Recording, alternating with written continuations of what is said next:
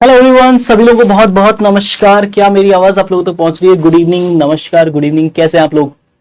Good evening, good evening, good evening. क्या हालचाल? कैसे हैं सब लोग? फटाफट चैट में जल्दी से अपनी अटेंडेंस लगा दो। चैट में जल्दी से अपनी अटेंडेंस लगा दो और जल्दी से बता दो यार, क्या हालचाल है आप लोगों के? कैसे हैं आप लोग? कैसे हैं आप लोग? कैसी चल रही है पढ़ाई? कैसी चल रही है पढ़ाई? अरे वाह, अरे वाह, अरे वाह, अरे वाह, बहुत बढ़िया। क्या हालचाल है? जल्दी बताओ फटाफट चैट में जल्दी से। बहुत बढ़िया, Dishan Bansal. Very good, very good. जल्दी से अपनी अटेंडेंस लगा दो यार, है ना? चैट में जल्दी से अपना नाम, है ना? Very good, very good, very good. ISI-CMI maths mastery series 2026 boot camp है ISI-CMI के लिए, क्योंकि ISI का एग्जाम आने वाला है, CMI का एग्जाम भी आने वाला है, तो उनके लिए कुछ इंपॉर्टेंट सवाल, है ना, जो हम सॉल्व करेंगे आज मैथमेटिकल इंडक्शन और बाइनोमियल थ्योरम की हेल्प से। ज्यादातर क्वेश्चन अपन मैथमेटिकल इंडक्शन के करेंगे, क्योंकि अगर देखा जाए तो बाइनोमियल थ्योरम पे स्पेसिफिकली बाइनोमियल थ्योरम बेस्ड यूजीबी लेवल पे अगर क्वेश्चन देखें आईएसआई के पेपर्स में, तो बिल्कुल आपको क्या मिलेगा? कुछ नहीं, लगभग ना के बराबर, है ना? तो ज्यादातर क्वेश्चन अपन मैथमेटिकल इंडक्शन पे ही डिस्कस कर रहे होंगे आज, है ना? तो फटाफट यार जल्दी से चैट में आग लगा दो, जल्दी बता दो, है ना? बाकी लोगों को फटाफट बता दो कि भाई लेक्चर आ गया है।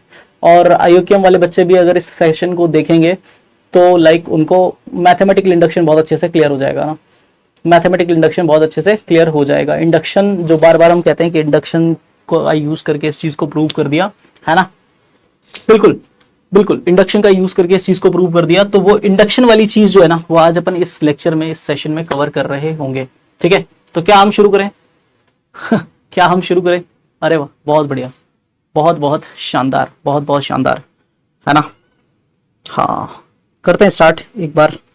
बाकी के स्टूडेंट्स को भी जल्दी से बता देते हैं कि भाई क्लास स्टार्ट हो गई है ना? क्लास स्टार्ट हो गई है। चलिए खेला शुरू करते हैं, ठीक है? खेला शुरू करते हैं। तो यार खेला में सबसे पहली बात क्या है? तो यार मैथमेटिकल इंडक्शन होता क्या है ना, प्रिंसिपल ऑफ मैथमेटिकल इंडक्शन और बाइनोमियल थ्योरम क्या होता है, दोनों ही बातों पे हल्का हल्का चर्चा कर लेते हैं, ठीक है? तो यार मैथमेटिकल इंडक्शन क्या है? जनरली एक प्रिंसिपल है ना, जिसका यूज करके अपन लाइक बहुत सारे स्टेटमेंट्स को प्रूव कर सकते हैं ना। अब आप बोलोगे कि सर ये बहुत सारे स्टेटमेंट को प्रूव करने के लिए अकेला मेथड? मैं कहा हाँ, यही तो इसकी खास बात है, सबसे खास बात जिसकी वजह से इसको इतना ज्यादा यूज किया जाता है। कि जैसे अगर कोई एक स्टेटमेंट है, मान लो अगर मैं बोलूं कि 1 square plus 2 square plus 3 square से लेकर के n स्क्वायर तक के नंबर्स का सम, है ना, जो कि n into n plus 1 into 2n+1, है ना, ठीक है, डिवाइडेड बाय 6, ये होता है ना। तो यार इसको प्रूव करने का जो तरीका होगा, ओरिजिनल मेथड जो होगा इसको प्रूव करने का, वो अपने आप में एक यूनिक मेथड होगा, ठीक है? और अगर मैं बात करूं 1 cube plus 2 cube plus 3 cube से लेकर के n क्यूब तक सबका सम जो होगा n+1 डिवाइडेड बाई 2 का होल स्क्वायर। अगर मैं बात करूं इसको प्रूव करने का एक अपना अलग तरीका होगा, ठीक है? क्लियर है ना? इसको प्रूव करने का एक अपना अलग तरीका होगा।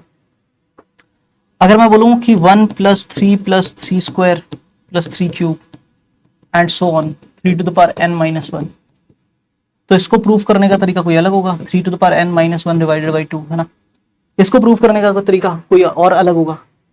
बट अगर मैं कहूं कि आपके पास में एक ऐसा मेथड है, आपके पास में एक ऐसा मेथड है जो फर्स्ट स्टेटमेंट को, सेकंड को और थर्ड को, तीनों ही स्टेटमेंट को आपके लिए ट्रू प्रूव कर देगा, या प्रूव करने में हेल्प करेगा, या फिर जिससे आप इन तीनों को प्रूव कर सकते हो और वो प्रूफ वैलिड भी माना जाएगा, है ना? तो ऐसा एक मेथड, चमत्कारी मेथड मैथमेटिकल इंडक्शन होता है ना, ठीक है? ऐसे एक चमत्कारी मेथड को अपन मैथमेटिकल इंडक्शन के नाम से जानते हैं, प्रिंसिपल ऑफ मैथमेटिकल इंडक्शन। इसमें क्या करते हैं अपन? इसमें हम गिवन स्टेटमेंट को सबसे पहले n=1 पे प्रूव करते हैं ना, है ना? क्या करते हैं? n=1 पे चेक करते हैं कि गिवन स्टेटमेंट ट्रू है या नहीं, है ना? n=1 पे चेक किया, अगर वो ट्रू आ गया, ठीक है? अब n=1 जरूरी नहीं है, कोई कोई स्टेटमेंट में ऐसा भी हो सकता है कि n=5 पे ट्रू आ रहा है ना, है ना, और उससे आगे फिर अपन प्रूफ कर रहे हैं, तो ऐसा हो सकता है, कोई बड़ी बात नहीं है। पहले एक जगह पर वो ट्रू प्रूफ होना चाहिए, और फिर उसके बाद में n=k पर उसको हम लेट कर लेंगे कि n इक्वल टू के पर, है ना, जो अपना गिवन स्टेटमेंट Pn है वो ट्रू है, ठीक है, ये अपन लेट कर लेंगे, है ना, ठीक है ना। फॉर n इक्वल टू 1 अगर Pn क्या है, ठीक है, ट्रू है, तो अपन मानते हैं कि n इक्वल टू के पर P ऑफ n क्या है, ट्रू है। ये मान करके then we will prove that कि n equal to k plus 1 पर P ऑफ k प्लस 1 क्या होगा, इज ऑल्सो ट्रू। ये हम प्रूव करते हैं ना कि n इक्वल टू 1 पे ट्रू है, n इक्वल टू के पर उसको ट्रू मानकर n equal to k plus 1 पे ट्रू प्रूफ कर देते हैं। तो फिर हम बोल देते हैं कि ये हमेशा ट्रू होगा n के किसी भी नेचुरल नंबर वैल्यू के लिए, है ना। तो ये भर भर के भाई ये मेथड यूज आता है ठीक है, भर भर के ये चीज काम में आती है ना, बिल्कुल बिल्कुल बिल्कुल बिल्कुल तो ये भर भर के मेथड आपका काम में आने वाला है, इसको मैथमेटिकल इंडक्शन बोलते हैं अगर अपन बात करें तो इसका यूज करके क्वेश्चन कैसे सॉल्व करेंगे ना, इसका यूज करके क्वेश्चन कैसे सॉल्व करेंगे ना। तो सबसे पहले एक बेसिक से क्वेश्चन से शुरू करते हैं, है ना। अब मैं बात कर रहा हूं बेसिक क्वेश्चन की, तो हल्के में मत ले लेना, है ना हल्के में मत ले लेना, ठीक है। बट एक काम करते हैं यार, पहले थ्योरी ही समेट देंगे, पहले क्वेश्चन कर लेते हैं यार, है ना, ठीक है। ये क्वेश्चन कर लेते ना, तो मैं आपको थोड़ा समय दूंगा, ठीक है, लाइक 4 मिनट का समय, आप इस पर विचार करिए, ठीक है। आप इस पर क्या करिए, थोड़ा विचार करिए इस सवाल के ऊपर, सोचिए इस क्वेश्चन को कैसे सॉल्व कर सकते हैं अपन, ठीक है।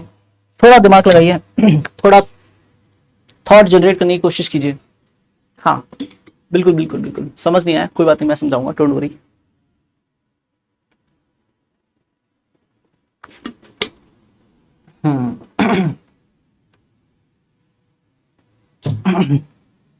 बिल्कुल सही बात है क्वेश्चन ट्राई करिए, विचार करिए कैसे कर सकते हैं। Prove that for each integer n greater than equal to 3 there are n pairwise distinct positive integers such that each of them divides the sum of the remaining n minus 1, ठीक है।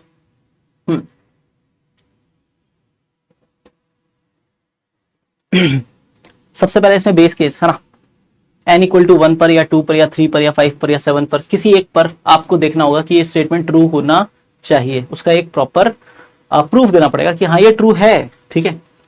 फिर किसी एक के पर मानेंगे कि ट्रू है और फिर k प्लस 1 पर ट्रू प्रूफ करने के लिए जाएंगे, है ना। इस तरीके से इस क्वेश्चन को अपन सॉल्व कर रहे होंगे, ठीक है। बढ़िया, बहुत बढ़िया हाँ जी, क्या किसी के पास कोई आइडिया जल्दी चैट में बताओ चैट पर बताओ, क्या किसी के पास कोई बढ़िया आइडिया, ठीक है। NSCJS चैंप बैच की स्कॉलरशिप कैसे अवेल करें, ठीक है, इसका प्रॉपर वीडियो है। और बाकी मैं आपका एक क्वेरी रेस कर देता हूं, है ना, ठीक है। ठीक है, बिल्कुल बिल्कुल बिल्कुल बिल्कुल बिल्कुल बिल्कुल बिल्कुल आगे बढ़ते हैं ना, ठीक है। चलिए बिल्कुल बिल्कुल बिल्कुल ठीक है, करते हैं डिस्कस, है ना। 2 मिनट लगभग आपको मिल गए हैं, आपने थोड़ा तो दिमाग लगा लिया होगा। बात करते हैं इस पर। ये कह रहा है prove that for each integer n greater than equal to 3, हर एक इंटीजर n जो कि 3 या उससे बड़ा है तो n इक्वल टू 1 और 2 पे तो बात ही नहीं करनी, 3 और उससे बड़े पे बात करनी है ना। हर एक पॉजिटिव इंटीजर n जो कि 3 से बड़ा है उसके लिए there are n pairwise distinct positive integers, है ना। Pairwise distinct n positive integers ऐसे होंगे सच दैट उनमें से हर एक each of them divides the sum of the remaining n minus 1। जैसे मैं बोल रहा हूं कि मेरे पास n pairwise distinct integers है ना, pairwise distinct integers,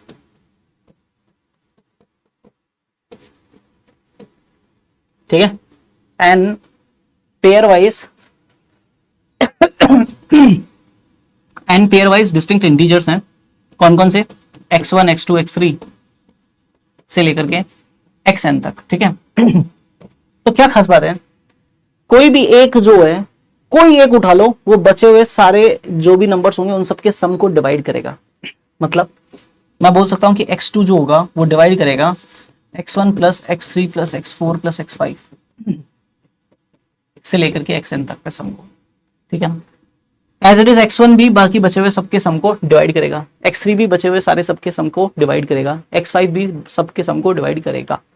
clear है, कहानी समझ में आती है।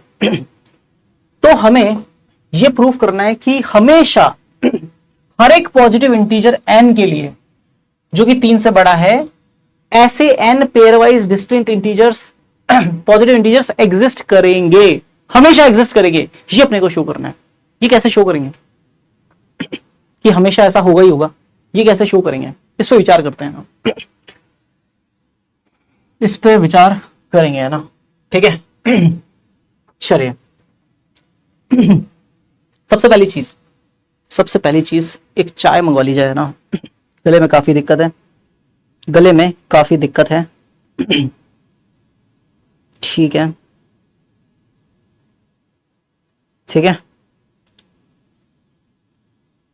एक चाय भिजवा दीजिए जल्दी से, स्टूडियो में गला खराब है। ठीक है,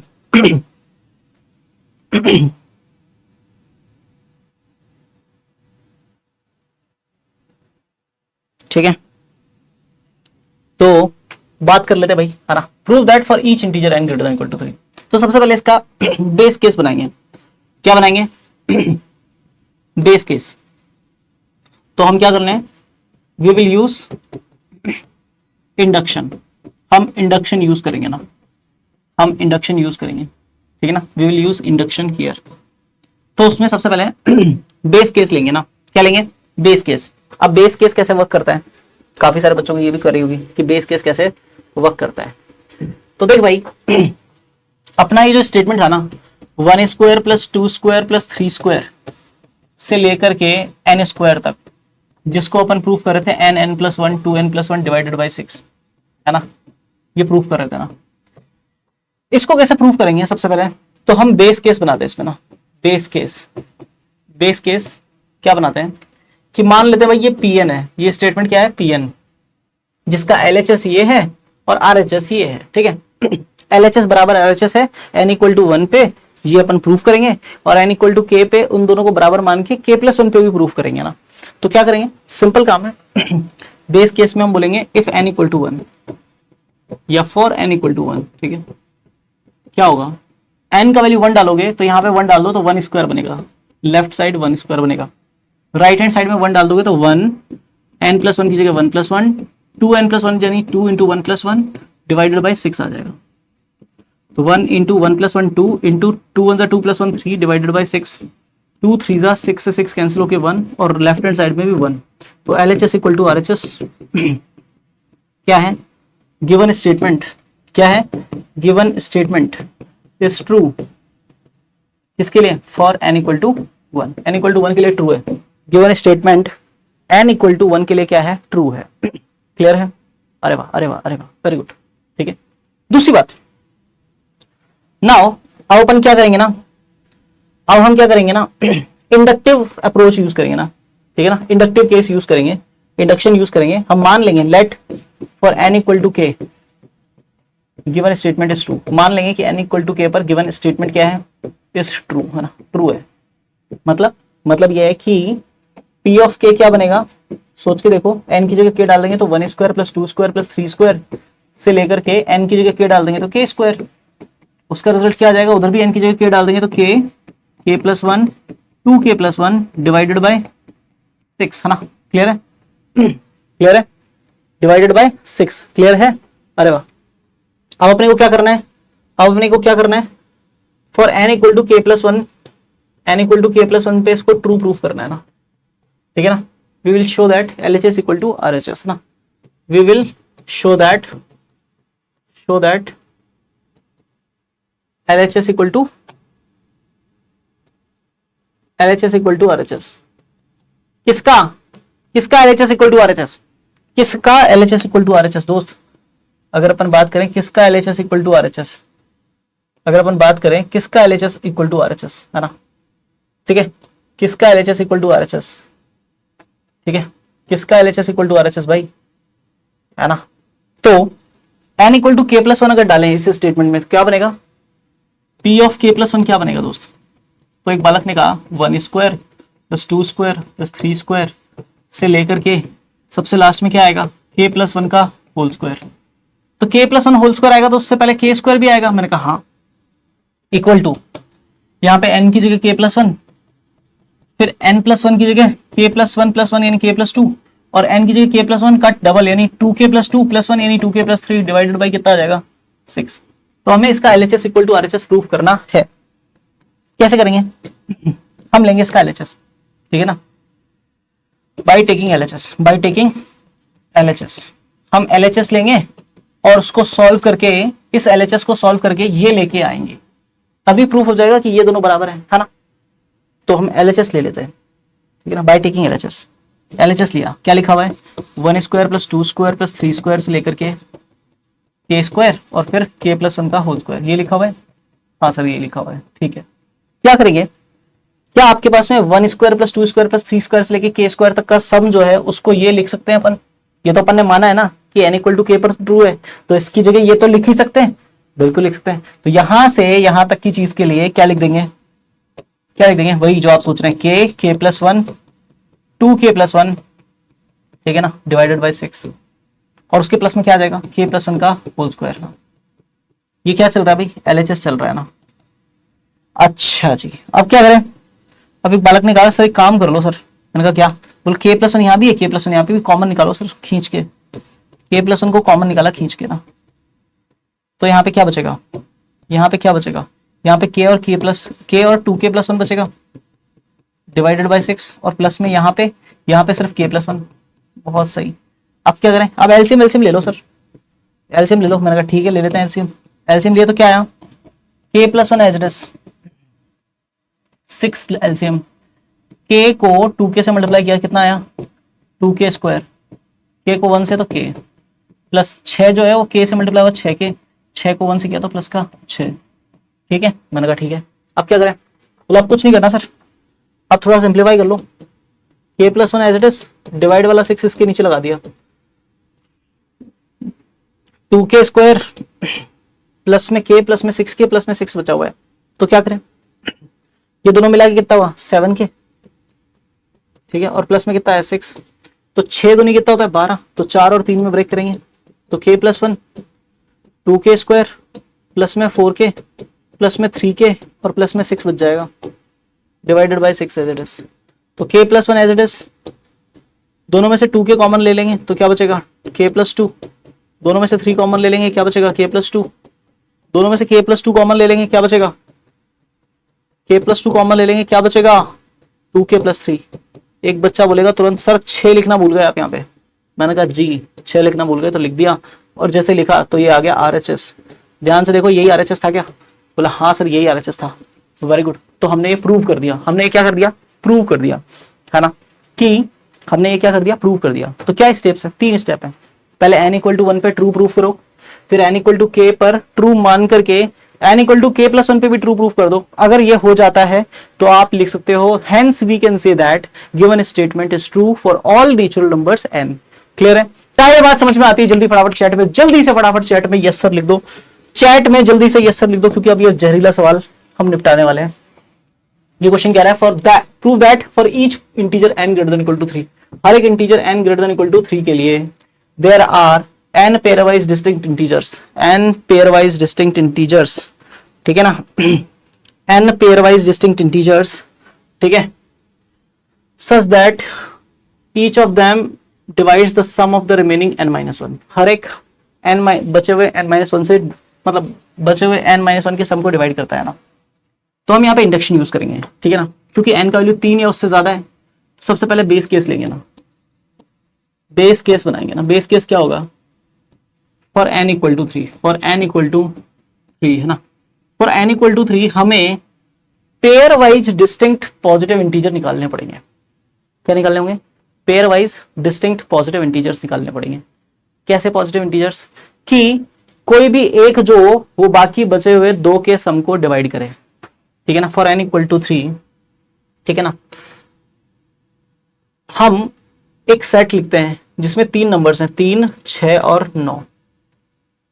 देखो ध्यान से समझना, 3 जो है वो डिवाइड करता है 6 और 9 के सम को, यस और नो। 9 और 6 15 होता है, 3 डिवाइड करता है 15 को, हाँ।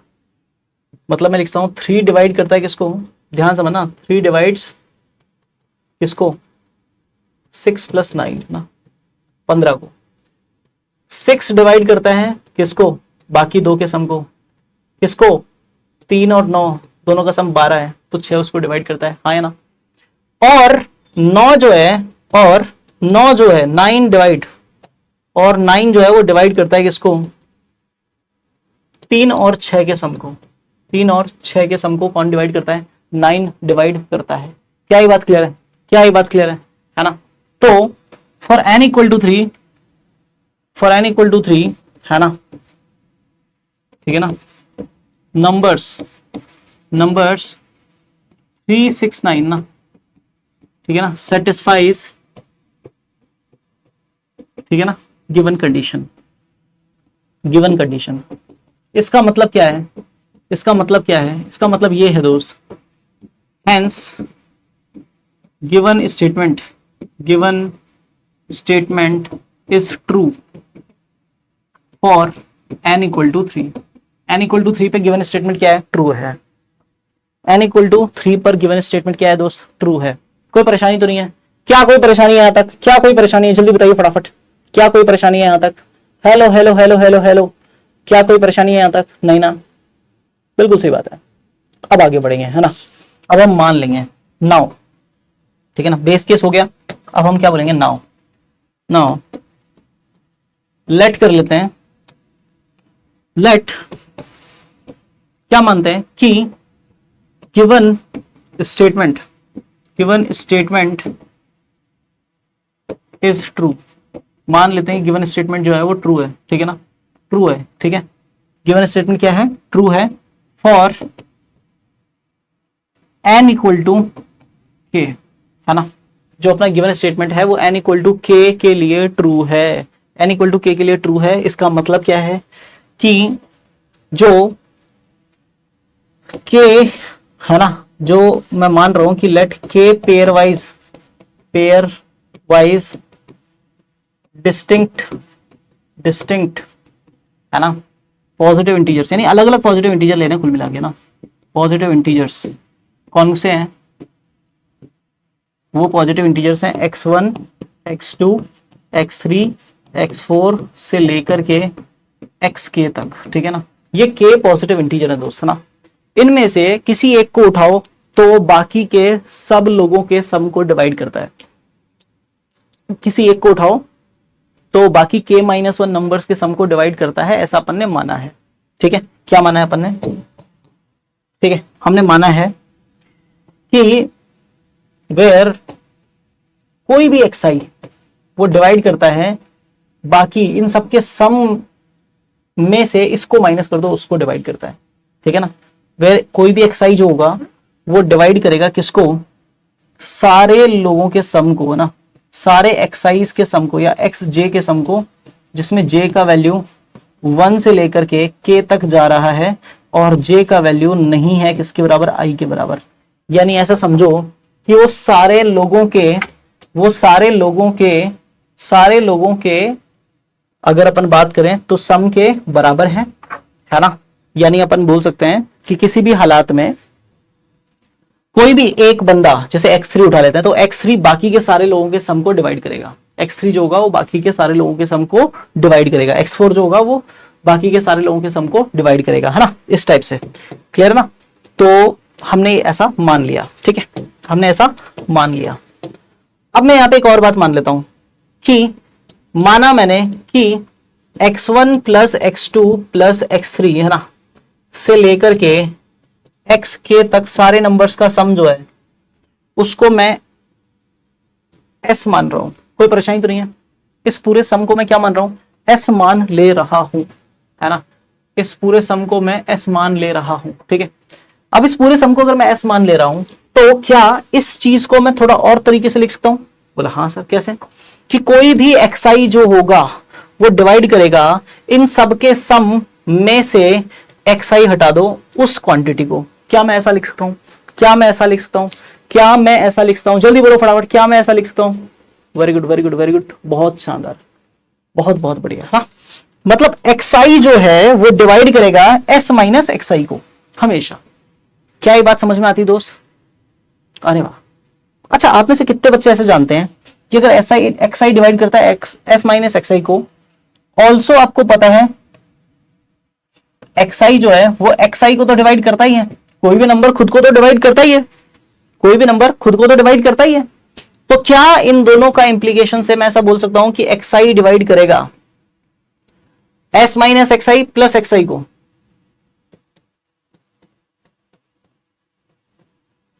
हाँ या ना? करेगा ना डिवाइड? अरे वाह, अरे वाह, अरे वाह, बहुत बढ़िया। तो ये दोनों कैंसिल हो जाएंगे दोस्त। तो ये इंप्लाई करेगा कि एक्स आई डिवाइड करता है किसको? एस को। यानी इसका कहने का मतलब ये है कि कोई भी नंबर x1, x2, x3 से लेके xk तक कोई भी नंबर जो है वो अगर डिवाइड करता है बाकी के बचे हुए सारे नंबर्स के सम को, तो वो डिवाइड करेगा इन सारे नंबर्स के सम को भी। मतलब अगर x1, x2, x3, x4 से लेके x5 तक, xk तक सारे नंबर्स के सम को डिवाइड करता है, तो वो x1, x2, x3 से लेके xk तक सारे नंबर्स के सम को भी डिवाइड करेगा। क्लियर? अच्छा, तो यहां से क्या समझ में आया? अब मुझे ये तो पता है कि मैंने ये माना है कि n इक्वल टू k पर गिवन स्टेटमेंट ट्रू है। अब मुझे प्रूफ करना है कि n equal to k plus 1 पर भी ये ट्रू होगा। Now we need to show क्या शो करना है? We need to show that given statement is true, statement is true, ठीक है ना, for n equal to k plus 1 numbers also, है ना, ठीक है ना, ऑल्सो, ठीक है। तो इसके लिए क्या करेंगे दोस्त? इसके लिए क्या करेंगे अपन? इसके लिए अपन एक काम करेंगे। सर क्या काम करेंगे? मैंने कहा ध्यान से सुनो। इसके लिए सबसे बढ़िया काम ये होगा कि consider given k plus 1 positive integers,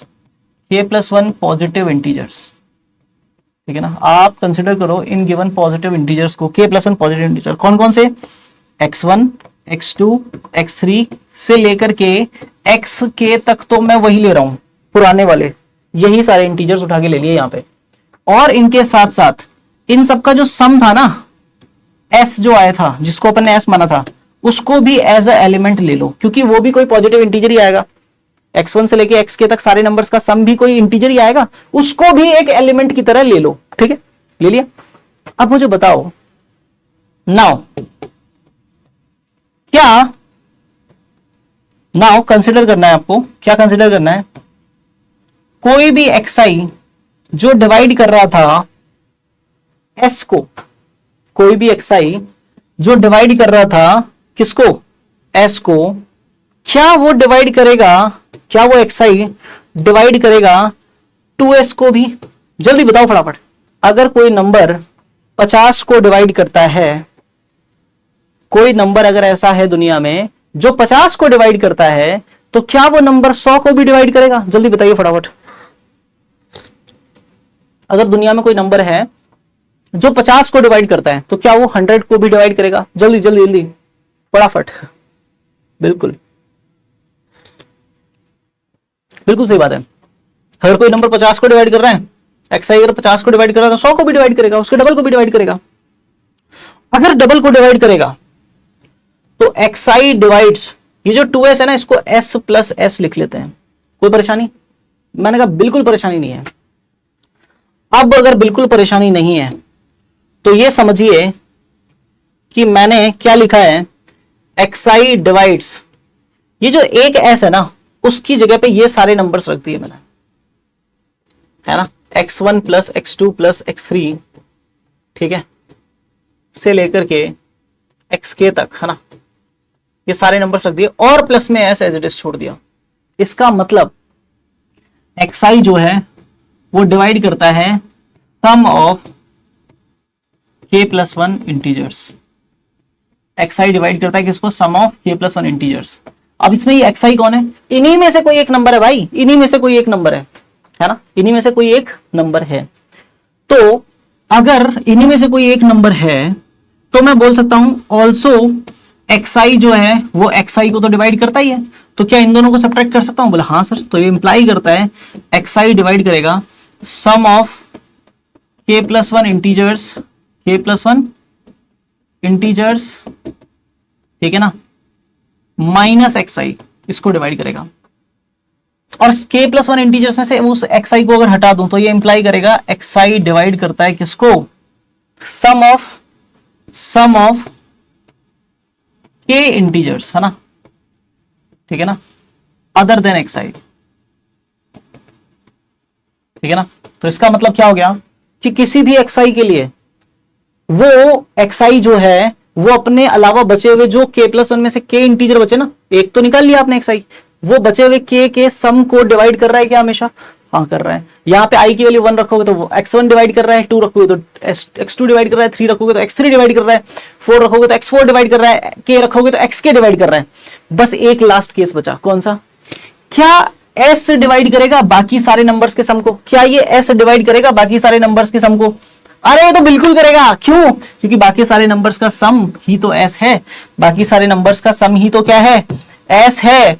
तो ऑल्सो आप बोलोगे कि s डिवाइड करता है x1, ऑल्सो s डिवाइड करता है x1 plus x2 plus x3 से लेकर के, ठीक है ना, xk तक, हेंस, है ना, विच कंप्लीट्स द प्रूफ, है ना, विच कंप्लीट्स द प्रूफ। क्या ये बात क्लियर है? कितने बालकों को ये बात समझ में आई कि n equal to k plus one पे भी गिवन स्टेटमेंट ट्रू है ना, ठीक है ना, which implies for n equal to k plus one, है ना, it is true, hence given statement is always true, ठीक है भाई, हमेशा ट्रू है। क्या ये बात समझ में आती है, क्या ये बात समझ में आती है, क्या ये बात समझ में आती है, अरे वाह, अरे वाह, बहुत बढ़िया, बहुत बहुत बढ़िया। एक बच्चा कह रहा है क्या ये क्लास 10th वाले कर सकते हैं, कोई भी क्लास में कर लो भाई, कोई भी क्लास में कर लो, समझ में आना चाहिए। आपके दिमाग की क्षमता अगर इतनी है कि आप समझ पा रहे हैं तो कर लीजिए। बात करते हैं थोड़ा सा बाइनोमियल थ्योरम पे ना। बाइनोमियल थ्योरम क्या होता है, जनरली हम ये बोलते हैं कि a प्लस बी की होल पावर n अगर है तो उसको एक्सपेंड करने का तरीका nc0 a की पावर n b की पावर 0 प्लस nc1 a की पावर n माइनस 1 b की पावर 1 प्लस nc2 a की पावर n माइनस 2 b की पावर 2 प्लस nc3 a की पावर n माइनस 3 b की power 3 plus so on ncn minus 1 a की power 1 b की power n minus 1 और ncn a की power 0 b की power n हो जाएगा। क्लियर है? क्या ये बात समझ में आई? क्या ये बात समझ में आई?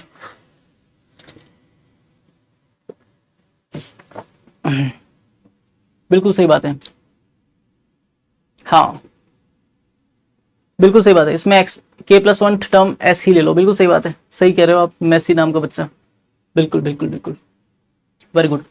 चलिए, तो ये बाइनोमियल थ्योरम होती है, इसमें ये nc0 nc1 nc0 nc1 nc2 है ना, से लेकर के ncn तक ये सारे टर्म क्या होते हैं, बाइनोमियल कोएफिशिएंट्स होते हैं, ठीक है ना,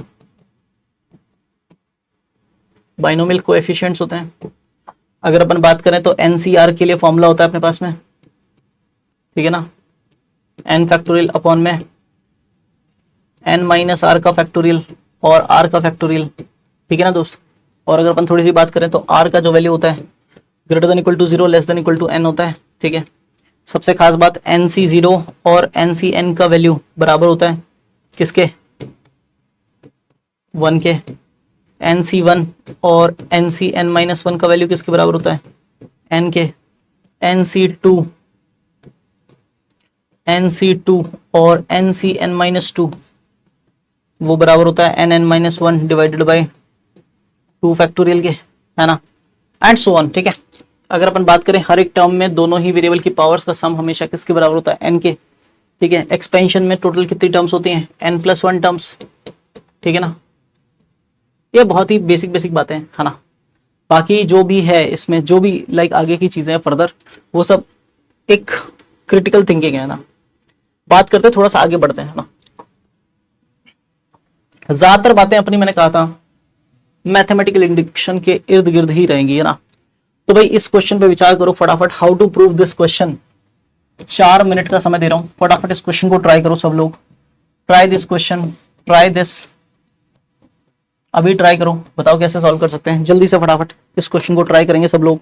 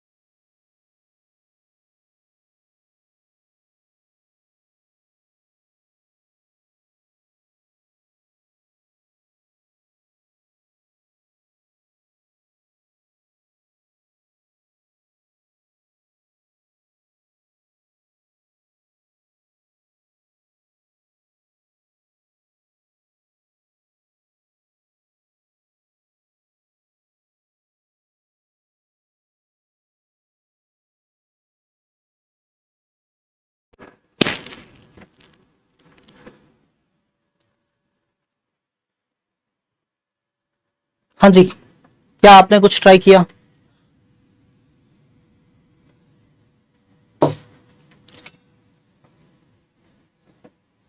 क्या आपने कुछ ट्राई किया? अरे वाह, अरे वाह, अरे वाह। सर आप कौन से सेंटर में पढ़ा रहे हो? क्या लगता है अभी कौन से सेंटर में पढ़ा रहा हूं? गैस करो फटाफट जल्दी से, जिसका गैस सही होगा उसको मेरी तरफ से एक चॉकलेट बढ़िया वाली ना। हाँ लेकिन आना पड़ेगा उस सेंटर पे ना। And what I know is आप लोग गैस नहीं कर पाएंगे, है ना, आप लोग गैस नहीं कर पाएंगे, है ना। चलिए, आपका गैस गलत ही होगा। चलिए, हाँ जी, सारे सेंटर्स की लिस्ट डाल दो ना।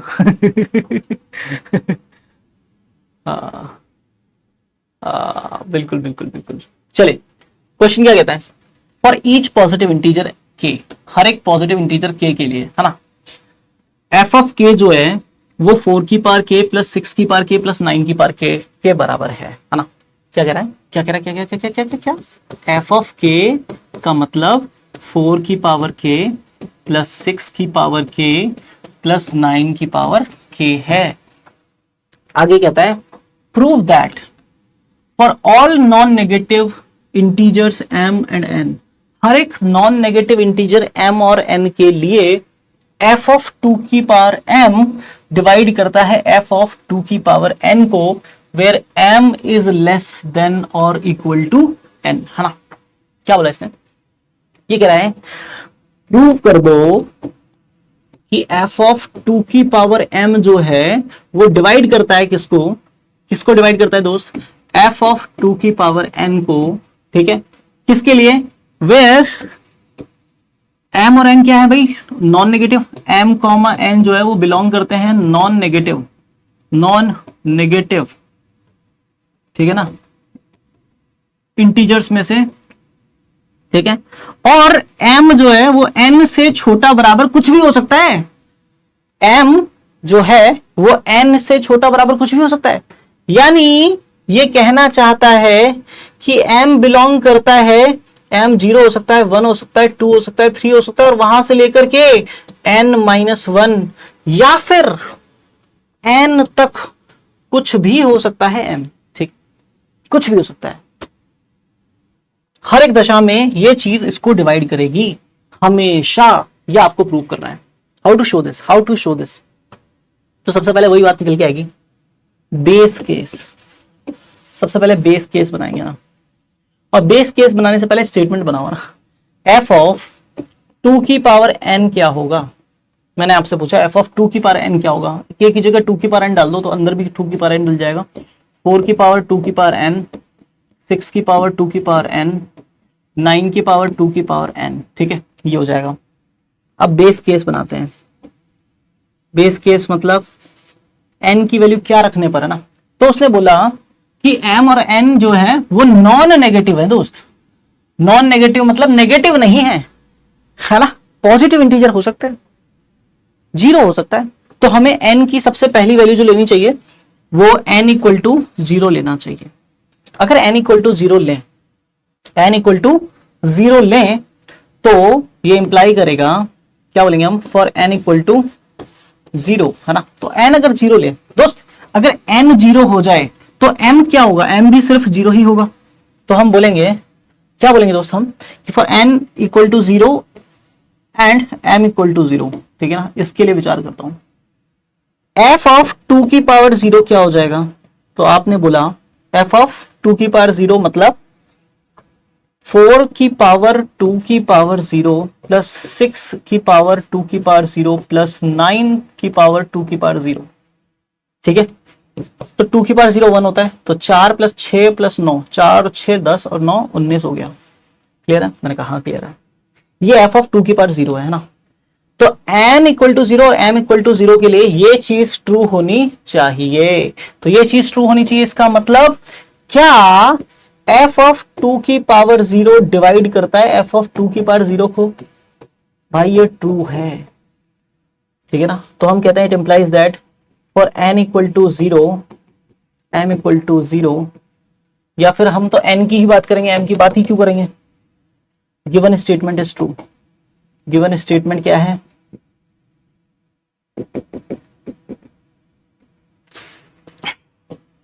कुछ लोग अभी नहीं मानेंगे, कुछ लोग अभी नहीं मानेंगे। वो पता क्या बोलेंगे, वो ये बोलेंगे कि n इक्वल टू 0 में तो कोई भी कर देगा, n इक्वल टू 1 पे करके बताओ। तो हमने कहा नाउ, बहुत ध्यान से सुनना, हमने लिखा यहां पे, थोड़ा सा डिफरेंट कलर यूज कर लेता हूं, फॉर n इक्वल टू 1, है ना। फॉर n इक्वल टू 1 पे बात कर लेते हैं ना, n इक्वल टू 1 पे बात कर लेते हैं भाई, है ना। तो f ऑफ 2 की पावर 1 जो होगा वो क्या आएगा, 4 की पावर 2 की पावर 1, 6 की पावर 2 की पावर 1, 9 की पावर 2 की पावर 1। तो ये 4 का स्क्वायर 16, 6 का स्क्वायर 36, 9 का स्क्वायर 81, ये हो गया 6 6 12 और 1 13 की 3 1 8 9 9 3 12 और 1 13। अब बात यह है कि इस स्टेटमेंट में ध्यान से ना, इस जगह पर, है ना, अगर n का वैल्यू 1 ले रहे हो, अगर n का वैल्यू कितना ले रहे हो 1, यानी यहां तक का सेट ले रहे हो आप, तो m का वैल्यू 0 भी हो सकता है और 1 भी हो सकता है। तो हम चेक करेंगे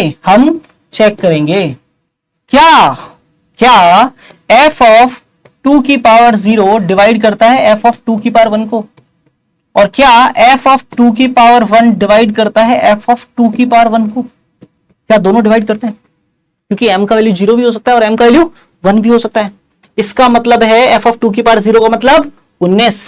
क्या 19 डिवाइड करता है 133 को, क्या 133 डिवाइड करता है 133 को, तो ये तो ऑब्वियसली ट्रू होगा ही होगा। ये चेक करो, तो 19 इंटू 7 होता है 133, तो ये ट्रू है भाई। तो it implies that given statement, है ना, गिवन स्टेटमेंट जो है किसके लिए ट्रू है, इज ट्रू किसके लिए, for n equal to 0 and 1। ठीक है, अब हमें मानना है, अब हमें अज्यूम करना है दोस्त, अब हमें अज्यूम करना है कि क्या गिवन स्टेटमेंट, मैं मान लेता हूं कि n इक्वल टू k के लिए ट्रू है, तो क्या k प्लस 1 के लिए भी ट्रू होगा। अगर मैं n इक्वल टू k के लिए इसको ट्रू मान लूं, तो क्या k प्लस 1 के लिए भी ट्रू होगा। इस पे विचार करना पड़ेगा दोस्त, इस पे विचार करना पड़ेगा, है ना। तो कैसे विचार करें भाई, कैसे विचार किया जाए। तो अपन ने विचार किया, लेट कर लिया ना, क्या लिखा अपन ने, लेट गिवन स्टेटमेंट, है ना,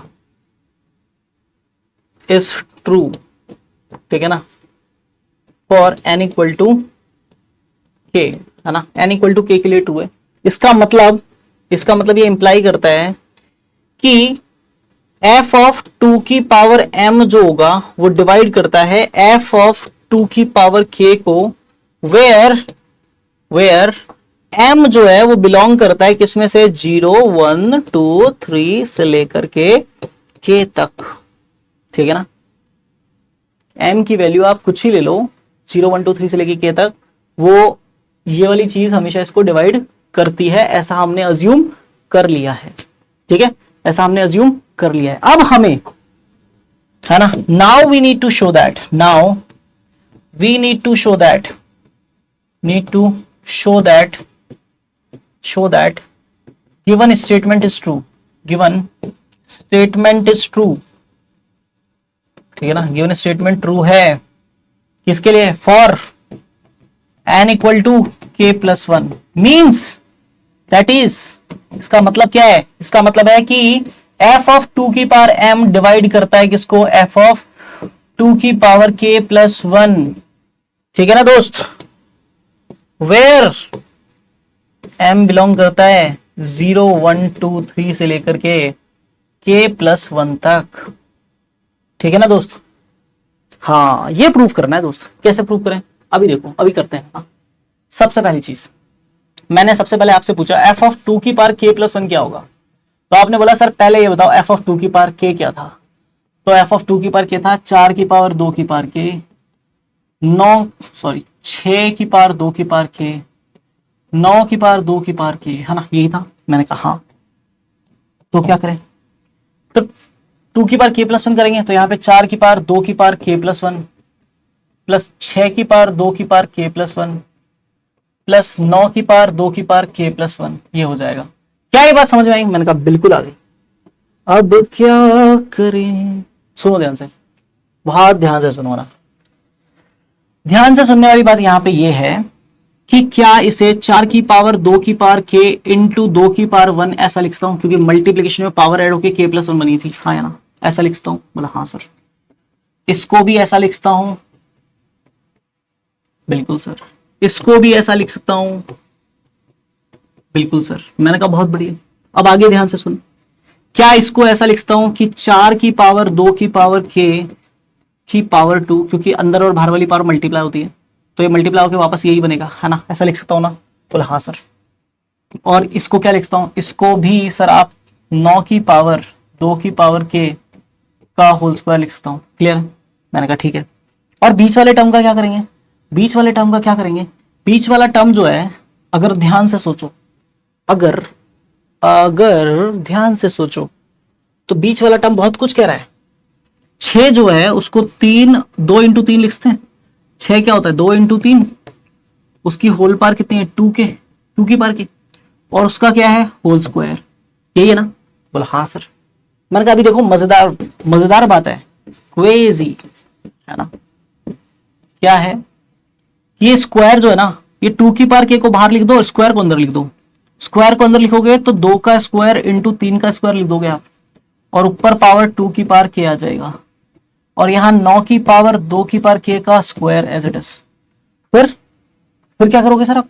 मैंने कहा सुन ध्यान से, ये 4 की पावर 2 की पावर k का होल स्क्वायर प्लस यहाँ 2 का स्क्वायर कितना होगा 4, और ये पावर दोनों में डिस्ट्रीब्यूट करेंगे, 3 का स्क्वायर 9, दोनों के बीच में मल्टीप्लीकेशन है, पावर डिस्ट्रीब्यूट हो जाएगी, तो 4 की पावर 2 की पावर k और 9 की पावर 2 की पावर k यहाँ पे लिखा हुआ है, और यहाँ पे 9 की पावर 2 की पावर k का होल स्क्वायर लिखा हुआ है। क्या आपको ऐसा नहीं लगता कि ये a स्क्वायर है, ये a इंटू बी है, और ये b स्क्वायर है, हाँ या ना?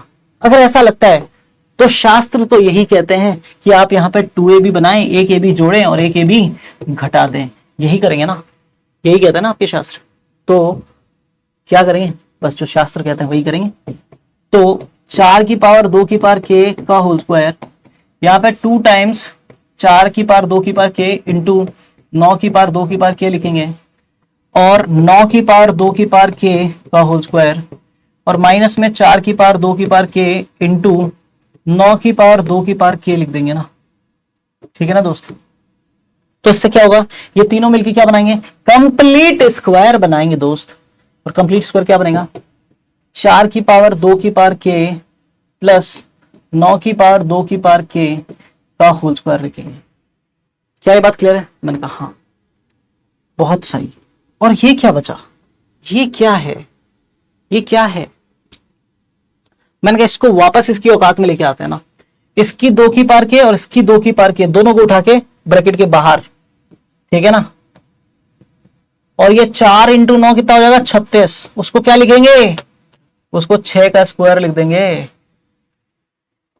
अरे वाह, ये जहरीला होता जा रहा है ना। तो आगे ये बनेगा 4 की पावर 2 की पावर के प्लस 9 की पावर 2 की पावर के का होल स्क्वायर, हाँ।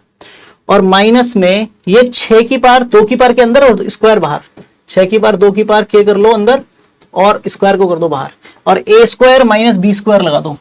तो एक बार हो जाएगा 4 की पावर 2 की पावर के प्लस 9 की पावर 2 की पावर के प्लस 6 की पावर 2 की पावर के इंटू 4 की पावर 2 की पावर के प्लस 9 की पावर 2 की पावर के माइनस 6 की पावर 2 की पावर के, ए स्क्वायर माइनस बी स्क्वायर, ए प्लस बी ए माइनस बी। क्या ये बात समझ में आती है, क्या ये बात समझ में आती है? जल्दी बोलो फटाफट, is it clear to everyone?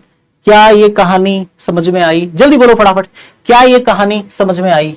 और जैसे ही कहानी समझ में आई, किसी ने कहा कि सर थोड़ा सा तमीज से पेश आते हैं, 4 की पावर 2 की पावर के साथ में 6 की पावर 2 की पावर के को पहले लिखते हैं, 9 की पावर 2 की पावर के को बाद में लिखते हैं, और 4 की पावर 2 की पावर के प्लस 9 की पावर 2 की पावर के और माइनस 6 की पावर 2 की पावर के को ऐसे लिख रहने देते हैं। ये क्या है? ये एफ ऑफ 2 की पावर के प्लस 1 है। मैंने कहा हाँ। फिर एक बच्चे ने कहा एफ ऑफ 2 की पावर के plus 1 as it is sir. ये वाली चीज देखी देखी से लग रही है। मैंने कहा क्या? ये चीज को सर शास्त्रों में हमने लिखा था एफ ऑफ 2 की पावर के, ये एफ ऑफ 2 की पावर के है। ये कौन से शास्त्र हैं? गणित शास्त्र, है ना। किसी की भावना आहत हो उससे पहले बता दूं, है ना। वैसे भी आजकल हाँ, बात का बतंगड़ बनाने वाले बहुत लोग घूम रहे हैं ना, काम नहीं है ना यार मार्केट में। हाँ, तो भाई एफ ऑफ 2 की पावर के प्लस 1 जो है वो एफ ऑफ 2 की पावर के इंटू इस चीज के बराबर है। क्या ये बात समझ में आई? क्या ये बात समझ में आई? बोला हाँ सर। मैंने कहा क्या आपको पता है कि एफ ऑफ 2 की पावर m डिवाइड करता था एफ ऑफ 2 की पावर k को, है ना। वेयर m बिलोंग करता था किसमें से? 0 1 2 से लेकर के m तक में से, m नहीं k तक में से, ठीक है। ये तो हमने माना ही था, ये तो यहां पे माना था भाई, ये तो यहां पे माना था कि f of 2 to the power m divide करता है f of 2 to the power k को, जहां पे m इनमें से बिलोंग करता है। हमें ये प्रूफ करना था कि f of 2 to the power m divide करता है f of 2 to the power k plus 1 को, जहां पे m की वैल्यू 0 1 2 3 से लेके k प्लस 1 तक हो, 0 1 2 3 से लेके k प्लस 1 तक। तो 0 1 2 3 से लेके k तक में तो ये वाली चीज जो है ना, क्योंकि f of 2 to the power m इसको डिवाइड करता है और f of 2 to the power k plus 1 जो है वो इसी का कोई मल्टीपल है ना। तो इसका मतलब क्या बोलेंगे अपन कि this implies that f of 2 to the power m जो है वो डिवाइड करेगा f of 2 to the power k plus 1 को। क्यों डिवाइड करेगा? क्योंकि f of 2 to the power k plus 1 का एक पार्ट ये है और ये डिविजिबल है इस चीज से जहां पर m की वैल्यू यहां से यहां तक है, और sir m equal to k plus 1 पर, and for m equal to k plus 1 it is also true. कैसे सर? ये कैसे लिखा आपने? अरे भाई m की जगह k प्लस 1 डाल, तो एफ ऑफ 2 की पावर k प्लस 1 यहां पे और एफ ऑफ 2 की पावर k प्लस 1 यहां पे सेम ही चीज है। x को डिवाइड तो करेगा, 5 से 5 में डिवाइड जाएगा, ये बात लिखने में कहां परेशानी है? जब तुमने ये प्रूफ कर दिया m इक्वल टू 0 से लेके k तक, तो ये चीज इसको डिवाइड करती है, तो डेफिनेटली इसको भी डिवाइड करेगी। और m equal to k plus 1 वाला केस बचा, m की जगह k प्लस 1 यहां डालो, तो एफ ऑफ 2 की पावर k प्लस 1 डिवाइड करेगा एफ ऑफ 2 की पावर k प्लस 1 के, वो भी ट्रू है। तो इसका मतलब hence it implies that given statement is true for n equal to k plus 1, ठीक है ना। n equal to k plus 1 पे ट्रू है, तो हम बोल सकते हैं it implies that कि given statement is true, is always true है ना। फॉर किसके लिए ट्रू होगा भाई, है ना, किसके लिए ट्रू होगा? Given statement is always true, ये पूरा स्टेटमेंट ट्रू है for all non negative integers m, for all non negative integers n, ठीक है ना, all non negative integers n के लिए ट्रू होगा। क्या ये बात क्लियर है? क्या ये बात क्लियर है? क्या ये बात क्लियर है? जल्दी बताओ, CLR in the chat if you got this point अच्छे से। CLR in the chat if you got this point अच्छे से। Hello hello hello hello hello. क्या ये बात समझ में आई? क्या ये बात समझ में आई? क्या ये बात समझ में आई? अरे वाह, बहुत बहुत शानदार, है ना, बहुत ही शानदार ये सवाल, है ना। चलिए बढ़ते हैं आगे, है ना, एक और बढ़िया सवाल पे बात करते हैं। RMO 2016 नहीं 2012 का P6, इस पे चर्चा करते हैं भाई। ये भी एक शानदार सवाल है ना, ये भी क्या एक शानदार सवाल है ना, ये भी एक बहुत ही शानदार सवाल है। ठीक है, इस पे चर्चा करते हैं दोस्त, है ना। ठीक है, इस पे चर्चा करते हैं। ठीक है,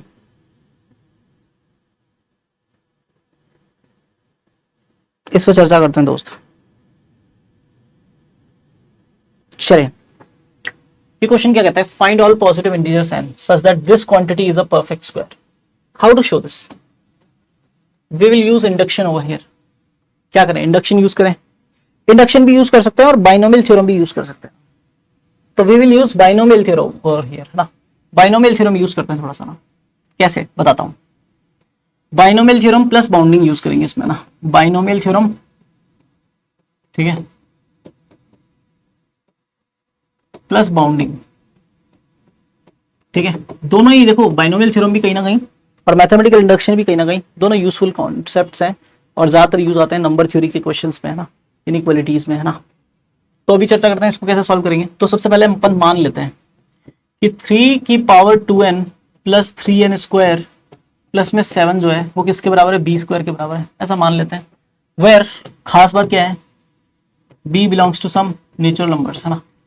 बिल्कुल सही बात है, हमने मान लिया क्योंकि ये चीज एक परफेक्ट स्क्वायर है ना। हमें वो सारे पॉजिटिव इंटीजर n निकालने हैं ना, तो पहले मान लिया कि ये किसी b की b स्क्वायर के बराबर है। अब ये मान लिया तो ध्यान से सुनो, थोड़ा सा ऑब्जर्वेशन है। क्या b स्क्वायर का value 3 to the power 2n plus 3n square plus 7 के सम के बराबर है? हाँ है ना? बोला हाँ सर। तो क्या मैं फ्रॉम हियर क्या मैं ये बोल सकता हूं, क्या मैं ये बोल सकता हूं कि b स्क्वायर जो है, जो भी है, वो इस चीज से तो बड़ा ही होगा, क्योंकि ये प्लस ये इन तीन चीज के सम के बराबर है, तो इस अकेले से तो बड़ा होगा। हाँ है ना? बिल्कुल सही बात है। तो थोड़ी बाउंडिंग खेल ली। क्या खेल ली? थोड़ी बाउंडिंग खेल ली। ठीक है, तो बी स्क्वायर जो भी होगा that is greater than 3 to the power 2n। तो क्या ये इंप्लाई करता है, क्या ये इंप्लाई करता है कि b जो होगा वो भी बड़ा होगा 3 की पावर n से। दोनों साइड स्क्वायर रूट ले लिया, है ना। ठीक है, क्योंकि b पॉजिटिव इंटीजर है, 3 टू द पावर n भी पॉजिटिव इंटीजर ही है, तो डेफिनेटली हम स्क्वायर रूट लेंगे, यही बचेगा। अब b बड़ा है 3 टू द पावर n से, तो क्या हम ये बोल सकते हैं कि क्योंकि b बड़ा है 3 टू द पावर n से, तो 3 टू द पावर n से थोड़ा ही बड़ा हो चाहे, पर बड़ा तो होगा। तो क्या b is greater than equal to 3 to the power n plus 1 मान ले। अगर मुझे कहता है कोई कि a बड़ा है 10 से, तो मैं क्या ये बोल सकता हूं कि a जो भी है 10 से बड़ा है, इसका मतलब वो बड़ा और बराबर होगा 10 प्लस 1 से। 10 में अगर 1 जोड़ दें तो हमने इस बाउंड को थोड़ा मैच्योर कर दिया। हमने ये बोला कि a जो है वो 10 प्लस 1 से ग्रेटर इक्वल होगा, है ना, बोल सकते हैं। अब हम ऐसा अगर बोल सकते हैं तो b is greater than equal to 3 to the power n plus 1, तो हमने ये वैल्यू यहां पे रखनी चाहिए। ठीक है, हमने क्या कहा कि 3 टू द पावर 2n, ठीक है ना, क्या बोला, 3 to the power 2n plus 3n square plus में 7, इसकी वैल्यू क्या है? b square.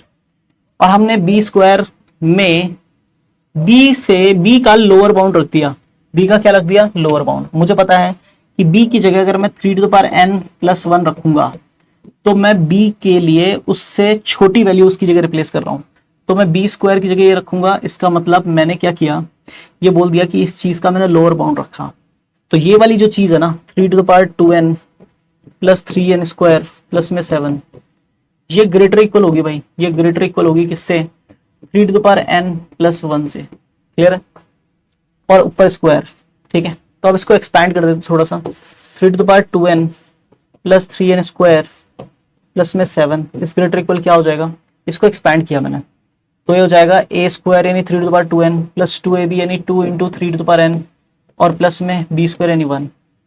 तो इससे 3 to the power n 2n और 3 to the power 2n cancel हो जाएगा, तो 3n स्क्वायर प्लस में 7 बचा इधर, दैट इज ग्रेटर इक्वल।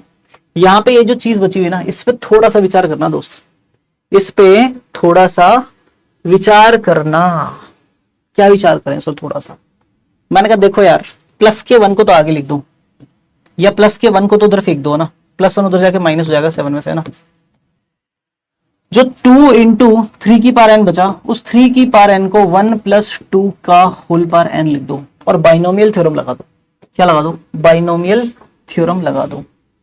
तो बाइनोमियल थ्योरम लगाएंगे तो क्या होगा?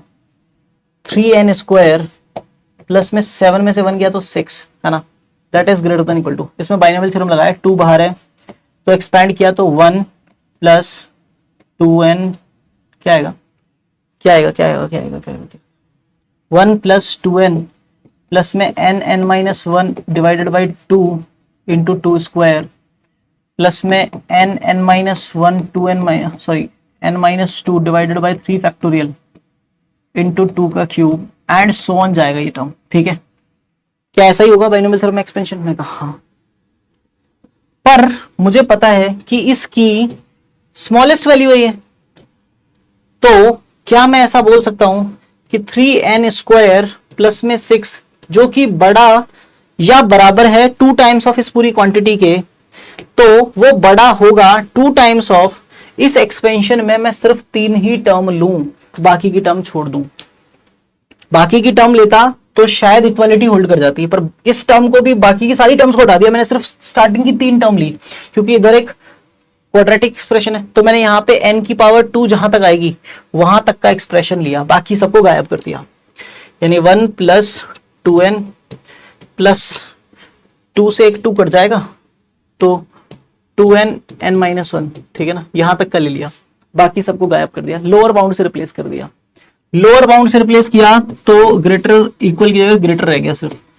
3n² plus 6 greater than 2 times, यहाँ 1 + 2n प्लस 2n n से मल्टीप्लाई हो तो 2n², 2n -1 से तो माइनस का 2n हो जाएगा, ये दोनों कट जाएंगे, तो 3n² प्लस में 6 ग्रेटर देन 2 का अंदर मल्टीप्लाई किया, 2 1 = 2 और 2 2 4n²।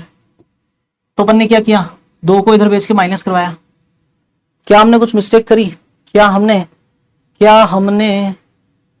कुछ मिस्टेक करी? नहीं नहीं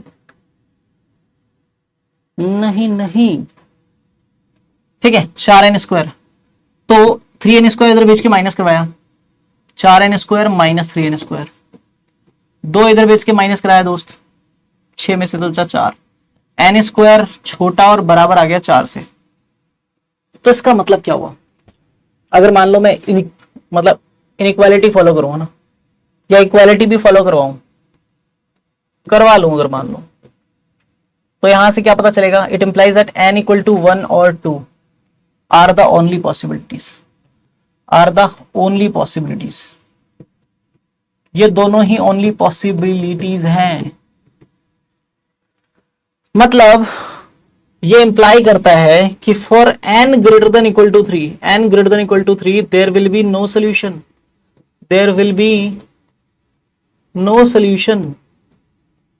और ये there will be no solution जो है ना, ये हमने बाइनोमियल थ्योरम से और बाउंडिंग से प्रूव किया है। हाँ, बाउंडिंग से और बाइनोमियल थ्योरम से। हम चाहते तो इसको मैथमेटिकल इंडक्शन से भी शो कर सकते थे, ठीक है, कि n > 3 पे नो सोल्यूशन है ना, ठीक है ना भाई। तो अगर ये बात क्लियर है आपको, ठीक है, तो फॉर n = 1 चेक करेंगे कि ये परफेक्ट स्क्वायर बनता ही नहीं बनता।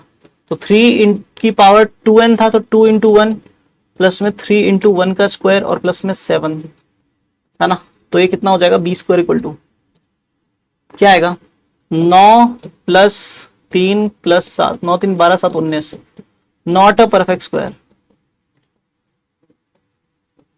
ठीक है ना, ये परफेक्ट स्क्वायर नहीं है। फॉर n = 2 b² = चेक किया, 3 की पावर 2 × 2 प्लस 3 × 2 का स्क्वायर प्लस में 7, है ना, तो जाएगा 3 की पावर 2 दूनी 4, 3 की पावर 4 मतलब 81, 2 का स्क्वायर 4 थी, अब 12 और प्लस में 7, 12 और 7 19, 19 और 81 100, b² 100 मतलब b का वैल्यू कितना आ जाएगा? 10। बिल्कुल सही बात है ना। तो n equal to 2 is the only solution, only positive integer जिसके लिए वो परफेक्ट स्क्वायर होगा ना, तो ये ओनली सॉल्यूशन आ गया n इक्वल टू 2। क्या ये बात समझ में आई आप लोगों को? क्या ये बात समझ में आई आपको? हाँ बिल्कुल सही बात है, बिल्कुल सही बात है। चलिए आगे बढ़ते हैं ना। क्या इसी टाइप से और कोई क्वेश्चन पे विचार किया जा सकता है? ये क्वेश्चन देखते हैं यूएसएमओ 2008, है ना। ये भी एक बढ़िया सवाल है जिसमें हम कहीं ना कहीं कह सकते हैं कि थोड़ा बहुत दिमाग लगाने वाली बात सोच सकते हैं, है ना। ठीक है, चलिए इस पे थोड़ी सी क्या कर लेते हैं, विचार विमर्श कर लेते हैं। ठीक है, चलिए सबसे पहले क्वेश्चन क्या कह रहा है उस पर चर्चा करते हैं। क्वेश्चन कह रहे हैं prove that for each positive integer n, हर एक पॉजिटिव इंटीजर n के लिए, हर एक पॉजिटिव इंटीजर n के लिए there are pair wise relatively prime integers k0, k1, k2, k3 से लेके kn तक, ऑल स्ट्रिक्टली ग्रेटर देन 1, सब के सब 1 से बड़े होने चाहिए स्ट्रिक्टली, है ना। सच दैट इन सब का product -1 is the product of two consecutive integers. क्या होगा? दो कॉन्जिक्यूटिव इंटीजर्स का प्रोडक्ट होगा, ये शो करना है। ठीक है, विचार करते हैं दोस्त, है ना। ठीक है, prove that for each positive integer n, है ना। तो सबसे पहले ईच पॉजिटिव इंटीजर है तो n इक्वल टू 1 से शुरू करेंगे। तो सबसे पहले वी विल यूज इंडक्शन। हम इसमें क्या यूज कर रहे हैं? इंडक्शन यूज कर रहे हैं। ठीक है, कैसे यूज कर रहे हैं? तो हम पहले इसमें बेस केस बनाएंगे दोस्त। बेस केस क्या कहता है कि फॉर n इक्वल टू 1 क्या ऐसा हो सकता है? कैसा हो सकता है? n इक्वल टू 1 का मतलब क्या होगा? n इक्वल टू 1 डालोगे तो इस पूरे sequence k0, k1, k2, k3 से लेके kn तक में n की जगह 1 डालोगे तो k1 बनेगा, यानी k0 से k1 तक 2 नंबर होंगे। तो for n equal to 1 there must be two pair wise relatively prime, two pairwise, है ना, रिलेटिवली प्राइम पॉजिटिव इंटीजर्स, है ना, relatively prime integers. There must be pair wise relatively prime integers. कौन कौन से integers? k0 and k1 will be there such that k0 into k1 में से अगर 1 माइनस करें तो जो रिजल्ट आएगा इज, है ना, रिजल्ट जो भी आएगा वो प्रोडक्ट ऑफ क्या होगा? Product of two consecutive integers होगा, टू कॉन्जिक्यूटिव, ठीक है ना, इंटीजर्स होगा। क्या ये बात समझ में आई? क्या ये बात समझ में आई? जल्दी बोलो फटाफट, क्या ये बात समझ में आई? अरे वाह, अरे वाह, अरे वाह, बहुत बढ़िया, बहुत बढ़िया, है ना। ठीक है, बिल्कुल सही बात है sir. k0 minus k1, sorry k0 into k1 -1 वो product of two consecutive integers होना चाहिए। ऐसे कोई दो रिलेटिवली प्राइम इंटीजर सोचो सर, सोचो। तो तुरंत सोचते सोचते समझ में आया दिस इज ट्रू, है ना। फॉर किसके लिए? अगर मैं k0 को 3 ले लूं और k1 को 7 ले लूं, और भी ले सकते हो, है ना, और भी ले सकते हो, है ना, और भी सोच सकते हो, लाइक दो कॉन्जिक्यूटिव इंटीजर्स का प्रोडक्ट, है ना। जैसे मैंने ये लिया तो 3 इंटू 7 माइनस 1, 3 7 21 माइनस 1 20 बचा। 20 जो है वो दो कॉन्जिक्यूटिव इंटीजर्स का प्रोडक्ट 4 इंटू 5 है। सो हम यहां पे बोलेंगे क्या? So given statement is true, है ना, is true for n equal to 1। क्या ये बात समझ में आई? जल्दी बोलो फटाफट, क्या ये बात समझ में आई? बेस केस समझ में आ गया क्या? बेस वाला केस समझ में आया क्या? क्या और भी पॉसिबिलिटी हो सकती है? सोचो। रिलेटिवली प्राइम पॉजिटिव इंटीजर्स, है ना। ठीक है, हाँ बिल्कुल पेयर वाइज, है ना, स्ट्रिक्टली ग्रेटर देन 1 ले रहे हैं। सोचो सोचो, क्या और भी पॉसिबिलिटीज हो सकती हैं? और भी कोई पॉसिबिलिटी बताओ, 3 7 के अलावा और कोई पॉसिबिलिटी बताओ। 3 और 7 के अलावा और कोई पॉसिबिलिटी बताओ जल्दी से।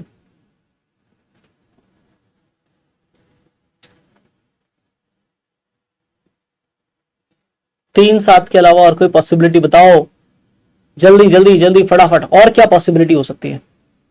Hurry up.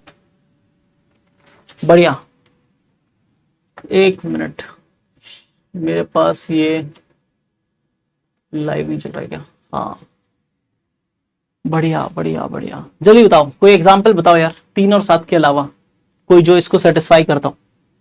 सोचो सोचो सोचो सोचो सोचो।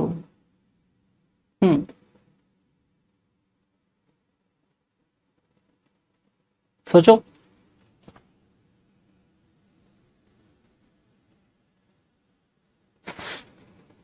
अच्छा, दो कॉन्जिक्यूटिव नंबर्स का प्रोडक्ट जो होगा, दो कॉन्जिक्यूटिव नंबर्स का प्रोडक्ट हमेशा इवन होगा। -1 को इधर बुला के करो +1, तो जो भी ये दोनों नंबर्स का प्रोडक्ट होगा ना वो ऑड होगा। दोनों नंबर्स का प्रोडक्ट जो होगा वो ऑड होगा। इसका मतलब ये दोनों नंबर्स K0 और K1 क्या होंगे? ऑड नंबर्स होंगे। क्या होंगे? Odd numbers. अब दो ऑड नंबर्स ऐसे सोचो जिनके प्रोडक्ट में से 1 माइनस करें तो वो प्रोडक्ट जो भी रिजल्ट आए वो दो कॉन्जिक्यूटिव्स का प्रोडक्ट हो।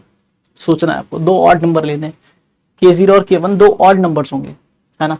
एक बच्चा कह रहा है 3 और 19, तो देख भाई 3 और 19 का प्रोडक्ट होता है 57, ठीक है ना। उसमें से 1 माइनस करोगे तो वो आएगा 56, तो वो 7 × 8 होता है। Very good very good very good,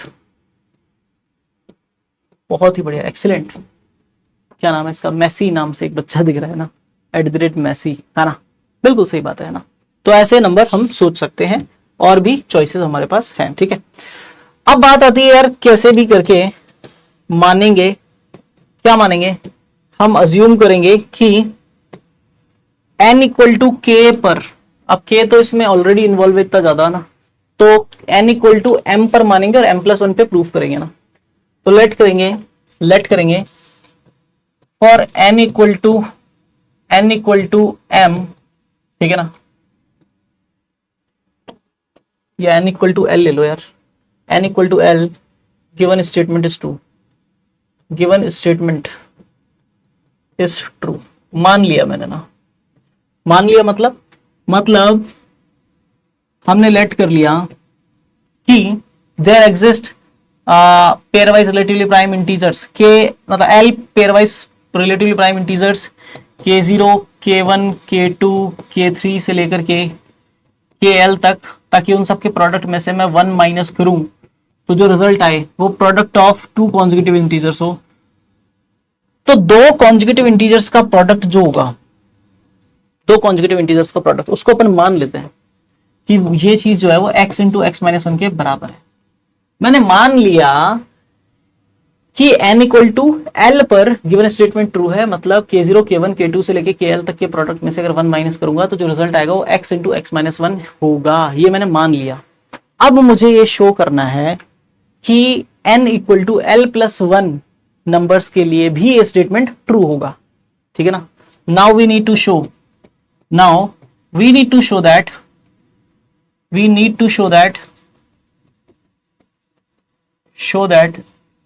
that given statement is true,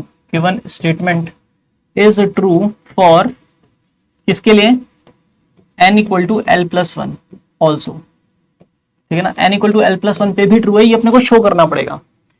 तो K0, K1, K2 से लेके KL तक तो अपने पास है ही, तो मैंने इसको प्रूफ करने के लिए मैंने माना कि जो KL+1 वाला नंबर लूंगा मैं, ये वाले नंबर तो फिक्स है ही, पेयर वाइज ये वाले नंबर तो फिक्स है ही, pair wise relatively prime numbers.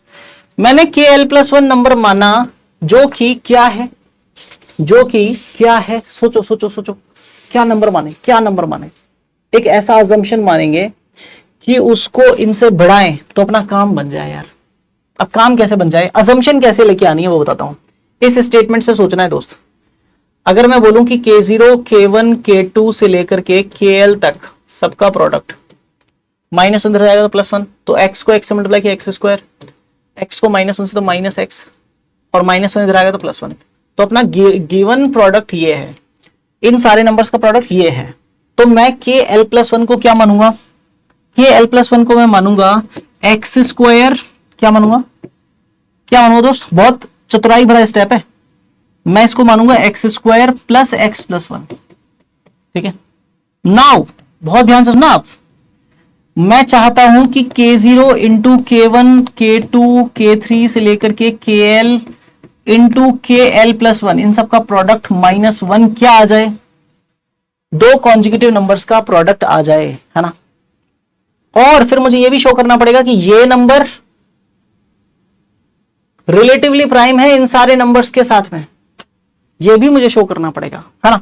तो सबसे पहले तो मैंने ये बोला कि ये जो नंबर मैंने लिया है ना, तो यहां से यहां तक का प्रोडक्ट क्या है, K0 से KL तक का प्रोडक्ट क्या है, ये है।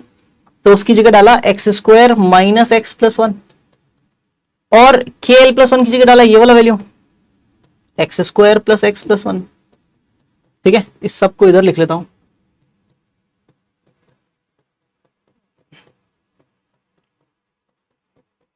और ये -1 और लगा देता हूं। तो अब इसको सिंप्लीफाई करेंगे दोस्त। तो भाई x square plus one a हो गया और minus x plus x b हो गया ना, तो a plus b minus b लगाया तो हो जाएगा एक्स स्क्वायर प्लस वन का होल स्क्वायर, ठीक है ना, माइनस एक्स का होल स्क्वायर और -1 एज इट इज। तो इसको एक्सपैंड किया तो x power 4 plus 2x square plus में 1 माइनस एक्स स्क्वायर और -1 बचा हुआ है। एक्स स्क्वायर से एक एक्स स्क्वायर कम कर देंगे, -1 प्लस 1 कट गया, तो एक्स पावर 4, 2x स्क्वायर में से एक्स स्क्वायर गया तो एक्स स्क्वायर बचेगा। फिर अगर अपन चाहें तो ये जो चीज लिखी हुई थी ना, इसको क्या लिखेंगे, K0 इंटू K1 K2 से लेकर के KL प्लस वन, है ना, दैट इज इक्वल टू क्या आ जाएगा, ये चीज आ गई, इसमें से एक्स स्क्वायर कॉमन लो तो वो क्या बच जाएगा, एक्स स्क्वायर प्लस वन बच जाएगा। क्या ये बात सही है। तो ये चीज जो आ गई, ये product of two consecutive integers आ गई क्या, product of two consecutive integers आ गई क्या, बिल्कुल आ गई सर। अब सर बस एक चीज और प्रूफ कर दो, क्या प्रूफ कर दो कि KL प्लस वन जो है वो इन सब के साथ कोप्राइम है। तो मैंने कहा KL प्लस वन का इन सब के साथ GCD निकाल लो, ठीक है। नाउ GCD निकाला, K0 K1 K2 से लेकर के KL तक के सबका product comma KL plus one का, ठीक है दोस्त, बहुत ध्यान से समझना। अगर हम शो करना चाहते हैं कि KL प्लस वन इन सबके साथ पेयर वाइज रिलेटिवली प्राइम है, तो वो इनके साथ कोई भी कॉमन फैक्टर नहीं रखेगा किसी इंडिविजुअल के साथ, तो डेफिनेटली वो इन सबके प्रोडक्ट के साथ में भी कोई भी कॉमन फैक्टर नहीं रखेगा। तो मैंने इस पूरे प्रोडक्ट के साथ KL प्लस वन का क्या निकाला, GCD निकाला। तो वो GCD निकाला तो वो क्या आएगा, पहला जो प्रोडक्ट है ये पूरा, वो तो x square minus x plus one है, ठीक है। और दूसरा जो प्रोडक्ट है वो x square plus X plus one माना था अपन ने। इन दोनों का GCD कैसे निकालेंगे, वही रूटीन मेथड। तो क्या करेंगे, ये वाली चीज जो ना उसमें से माइनस कर देंगे, तो x square minus x plus one, उसमें से माइनस करेंगे तो एक्स स्क्वायर और 1 कट जाएगा, और x माइनस माइनस एक्स यानी x प्लस एक्स 2x हो जाएगा। अब मैंने कहा ये चीज क्या है, ये चीज क्या है, ये चीज इवन है। मैंने पूछा यार ये चीज क्या है, तो एक बच्चे ने कहा ये चीज ऑड है। मैंने कहा ये ऑड कैसे है, तो उसने कहा सर नेक्स्ट पेज पे बताऊंगा। मैंने कहा कैसे, तो उसने कहा कि x square minus x plus one और 2x बचा हुआ था ना सर, ये आपने बोला इवन है, और उसके लिए मैंने बोला कि ये ऑड है। क्यों बोला, क्योंकि x square minus x plus one में ये दोनों जो है ना, इन दोनों में से x कॉमन लिया तो x माइनस वन बचेगा और प्लस वन। ये क्या है, ये product of two consecutive integers है, product of two consecutive integers है। अगर ये product of two consecutive integers है तो डेफिनेटली ये चीज इवन होगी, और आपने इस इवन में 1 जोड़ा हुआ है तो ये ऑड है। क्या ये बात क्लियर है, बिल्कुल क्लियर है सर, बिल्कुल क्लियर है। तो अगर ये बिल्कुल क्लियर बात है तो ये चीज ऑड है और ये चीज इवन है। तो अगर मैं चाहूं तो ये बोल सकता हूं कि इस ऑड वाले नंबर में इस 2 के साथ GCD निकालने में कोई फर्क नहीं पड़ेगा। ये 2 हो तो भी GCD सेम ही निकलेगा और ना हो तो भी GCD सेम ही निकलेगा। तो ये चीज बराबर हो जाएगी GCD x square minus x plus one comma x के जीसीडी के बराबर।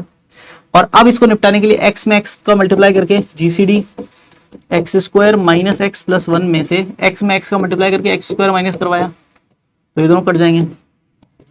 फिर GCD minus x plus one है और यहाँ पे एक्स है, तो मैंने इसको एक बार इसमें जोड़ दिया, क्योंकि दो नंबर्स का ए और बी का जीसीडी निकालते तो किसी भी नंबर का कितना भी इंटीजर टाइम्स दूसरे नंबर में ऐड या सब्ट्रैक्ट करने से जीसीडी पे कोई फर्क नहीं पड़ता, बस इसीलिए ऐसा करते गए। तो पता चला कि दोनों नंबर में से एक नंबर वन बन गया, और दोनों नंबर्स में से एक नंबर अगर वन बन गया तो डेफिनेटली दोनों नंबर्स का जीसीडी क्या हो जाएगा, वन हो जाएगा, है ना। तो इट इंप्लाइज दैट के L plus one is pair wise relatively prime किसके लिए, विद K0 K1 K2 से लेकर के KL तक। हेंस हमने क्या बोला, given statement is true for, किसके लिए ट्रू है भाई, n equal to l plus one के लिए। तो हेंस हम क्या कह सकते हैं, given statement is true for all n belongs to natural numbers always, हमेशा ट्रू होगा भाई, हेंस प्रूव्ड। क्या ये बात समझ में आई दोस्त, क्या ये बात समझ में आई, जल्दी बताओ फटाफट, क्या ये बात समझ में आई। अरे वाह अरे वाह। K L plus one equal to X square plus X plus one ही क्यों लिया, है ना sir, why did we take this. बेटा देख, हमें ये शो करना था, हमें पहली चीज तो ये पता चल गया कि K0 से लेके KL तक का प्रोडक्ट ये है, ठीक है। अब मैं इसमें क्या ऐसी चीज KL प्लस वन मानू, है ना, क्या ऐसी चीज KL प्लस वन मानू कि इसका और उसके प्रोडक्ट में से वन माइनस करते ही अपने आप दो कॉन्जुगेटिव्स का प्रोडक्ट आ जाए। ये सोचना ही सबसे ज्यादा टाइम टेकिंग ऑप्शन था, इसीलिए यूएसएमओ में काफी समय मिलता है ना, आपको पता है ना। हाँ, इसीलिए क्वेश्चन में क्रिएटिविटी ऑन इट्स पीक ये चीज कहा जा सकता है, ठीक है। तो हमने ये अजम्पशन लिया KL प्लस वन का, तो ये रिलेटिवली प्राइम है इस पूरे प्रोडक्ट के साथ में भी, और इन दोनों का प्रोडक्ट दो कॉन्जुगेटिव्स का प्रोडक्ट भी देता है। दैट्स वाई हमने ये, है ना, बिल्कुल सही बात है, बिल्कुल सही बात है। चलिए, तो अब आपको मैं कुछ क्वेश्चन होमवर्क में देता हूं भाई, ये क्वेश्चन आप होमवर्क में ट्राई करें। ये बाइनोमियल पे बेस्ड एक हल्का सा सवाल है, छोटा हल्का सवाल है। ये क्वेश्चन भी मैं आपको होमवर्क में देता हूं भाई, ये भी ट्राई करेंगे आप लोग, है ना। Prove that for every positive integer and there exist an digit number divisible by 5 पर n all of whose digits are odd, है ना। ट्राई करिएगा ये क्वेश्चन, है ना, ये क्वेश्चन ही दिया था मैंने, है ना। ये बहुत आराम से आप ट्राई कर सकते हो, है ना, या मैं बता ही देता हूँ यार। चलो, कहोगे यार स्क्रीन पे ये क्वेश्चन दिखाया था, यही सॉल्व नहीं करवा रहे हो। Prove that for every positive integer n there exist an n digit number divisible by 5 पर n all of whose digits are odd, है ना। तो सॉल्यूशन में हम सबसे पहले क्या बोलेंगे, वी विल यूज इंडक्शन, हम इंडक्शन यूज करने वाले हैं, ठीक है। तो हम क्या बोलेंगे, सबसे पहले बेस केस, है ना, बेस केस, ठीक है। बेस केस क्या होगा कि for n equal to one, for n equal to one, n equal to one पे क्या होगा, ठीक है। For n equal to one, क्या रिक्वायर्ड नंबर जो है इज 5, क्या वो रिक्वायर्ड नंबर 5 है, क्योंकि हर एक पॉजिटिव इंटीजर n के लिए एक n डिजिट का नंबर एग्जिस्ट करता है जो 5 की पावर n से डिविजिबल होता है। अगर n का वैल्यू 1 रखूं तो हर एक पॉजिटिव इंटीजर 1 के लिए एक 1 डिजिट का नंबर एग्जिस्ट करेगा जो 5 की पावर 1 यानी 5 से डिविजिबल होगा। तो क्या वो नंबर 5 ही होगा, बोला हाँ सर, बिल्कुल सही बात है। तो रिक्वायर्ड नंबर इज 5, तो for n equal to 1 given statement is true, given statement is true, है ना, बिल्कुल सही बात है। नाउ अब ध्यान से सुनना अगली बात, लेट कर लेते हैं कि for n equal to k given statement is true, given statement is true, है ना। मान लेते हैं गिवन स्टेटमेंट ट्रू है n इक्वल टू k पर, मतलब हमने लेट कर लिया, है ना, मतलब हमने लेट कर लिया कि कोई अपना एक नंबर n है जो जिसमें k डिजिट्स है ना, k डिजिट्स हैं a1 a2 a3 से लेकर के ak तक, k डिजिट्स हैं, k डिजिट का एक नंबर है, ठीक है ना, सच दैट वो डिविजिबल है 5 की पावर n से, 5 की पावर k से, है ना। तो मान लेते हैं कि ये जो भी नंबर है, ये नंबर 5 की पावर k से डिवाइड करने पे जो भी बचेगा वो m के बराबर है। m belongs to some natural number है, नहीं m belongs to some natural number है ना, ऐसा लिख लेते हैं, ठीक है ना दोस्त। 5 की पावर k से डिविजिबल है और k डिजिट का नंबर है, ऐसा हमने मान लिया। अब हमें शो करना है कि now we need to show that, now we need to show that, ठीक है ना, show that given, show that for n equal to k plus 1 it is also true, it is also true, ठीक है। तो consider करो भाई, consider करो ना। 5 नंबर बता रहा हूं, कितने नंबर बता रहा हूं? 5, क्योंकि सारे के सारे डिजिट ऑड होने चाहिए ना नंबर के, सारे के सारे डिजिट क्या होने चाहिए? ऑड, है ना। हाँ बिल्कुल सही बात है, बिल्कुल सही बात है ना। हाँ, अंकित ठाकुर नाम का एक बच्चा है। हाँ बेटा फालतू लग रहा है, निकल जाए यार, है ना, कोई जरूरत ही नहीं है ना। और ये जो सुंदर शब्द जो घर में सीखे होंगे आपने, जो आप चैट में लिख रहे हो भाई, है ना, प्लीज ये अपने तक ही सीमित रखो यार। यहाँ पे ऐसे शब्दों का प्रयोग करने वाला लाइक क्लास में तो कोई भी बच्चा नहीं है जो क्लास में इस्तेमाल करता हो, ठीक है। तो लाइक आप जहां से भी आए हो प्लीज प्लीज, है ना, बाकी सब लोगों को पढ़ लेने दो, कृपया करके बाकी बच्चों से दूर हो जाओ, ठीक है। Thank you. चलिए तो कंसिडर करते हैं 5 नंबर्स। एक नंबर n1, दूसरा नंबर n2, तीसरा नंबर n3, चौथा नंबर n4, पांचवा नंबर n5। क्या किया कि ये जो भी k डिजिट का नंबर है इसमें एक ही डिजिट बढ़ानी है आपको, और वो जो भी आप डिजिट बढ़ाओगे वो ऑड डिजिट होनी चाहिए। तो या तो आप 1 बढ़ाओगे या 3 या 5 या 7 या 9, ठीक है ना। तो आपने पहले 1 बढ़ा दिया और फिर बाकी बचा हुआ नंबर एज इट इज छोड़ दिया, ठीक है ना। ये k प्लस 1 डिजिट का नंबर बना दिया। दूसरे वाले नंबर में 3 लगा दिया, ठीक है। तीसरे वाले नंबर में 5 लगा दिया, ठीक है।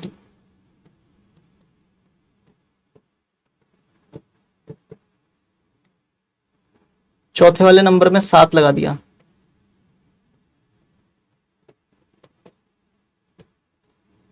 पांचवे वाले नंबर में 9 लगा दिया, ठीक है। अब मैं कहना चाहता हूं कि इन 5 में से कोई एक नंबर हमेशा, है ना, 5 की पावर k प्लस 1 से डिविजिबल होगा। अब ये कैसे शो करेंगे, ध्यान से सुनो। इस नंबर में इस 1 को अलग कर लें, बाकी नंबर को अलग कर लें। तो बाकी नंबर की जगह तो 5 की पावर k इंटू एम लिख देंगे, बाकी नंबर की जगह तो 5 की पावर k इंटू एम लिख देंगे। और जो डिजिट अलग किए 1, उसके आगे k जीरोज आएंगे तो उसको 1 into 10 to the power k लिख सकते हैं, है ना। क्या ऐसा लिख सकते हैं? बिल्कुल लिख सकते हैं, ठीक है। अगला वाला नंबर क्या हो जाएगा? 3 into 10 to the power k plus 5 की पावर k इंटू एम। अगला वाला 5 into 10 to the power k plus 5 की पावर k इंटू एम। अगला वाला 7 into 10 to the power k plus 5 की पावर k इंटू एम। उससे अगला वाला 9 into 10 to the power k, है ना, प्लस 5 की power k into m. Clear है? क्या ये बात क्लियर है? क्या ये बात क्लियर है? अरे वाह, अरे वाह, अरे वाह। हाँ सर मैं आ जाऊंगा कोटा आपसे कोटा नहीं हूं भाई मैं कोटा नहीं हूं, ठीक है। चलिए तो भाई अब अगर ध्यान से देखा जाए तो इन दोनों में से 5 की पावर k कॉमन आ जाएगा, तो बचेगा क्या? इधर बचेगा 1 into 2 to the power k plus में m। ये वाले में देखा जाए तो 5 की power k common, 3 into 2 to the power k plus m। 5 की power k common, 5 into 2 to the power k plus m। 5 की पावर k कॉमन लेंगे यहां से तो 7 into 2 to the power k plus m, ठीक है। और 5 की पावर k कॉमन लेंगे यहां से 9 into 2 to the power k plus m। Clear है? अच्छा बहुत ध्यान से बनाना। अब मैं कहना चाहता हूं इन दी गिवन 5 नंबर्स, कौन कौन से 5 नंबर्स, कौन कौन से 5 नंबर्स की बात कर रहा हूं, बहुत ध्यान से सुनना। एक तो 1 into 2 to the power k plus m, दूसरा 3 into 2 to the power k plus m, 5 into 2 to the power k plus m, 7 into two to the power के plus M and 9 into two to the power के plus M. ठीक है ना, ये जो 5 numbers हैं, इन 5 numbers में मैं ये कह रहा हूं कि कोई भी 2 नंबर्स ऐसे नहीं है जो 5 से डिवाइड करने पे सेम रिमाइंडर देते हो। अब बात आएगी ये कैसे पता चला सर?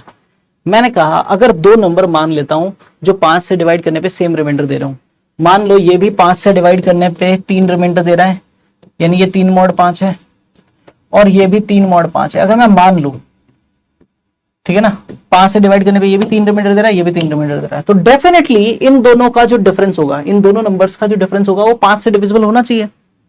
दोनों का डिफरेंस 5 से डिविजिबल होना चाहिए।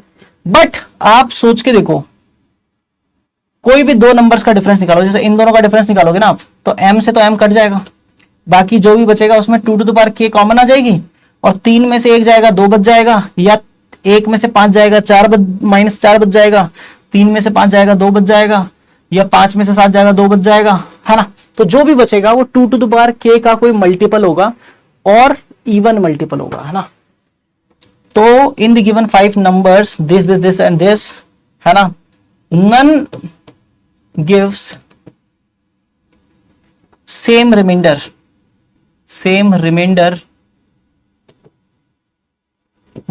modulo 5 as difference of any two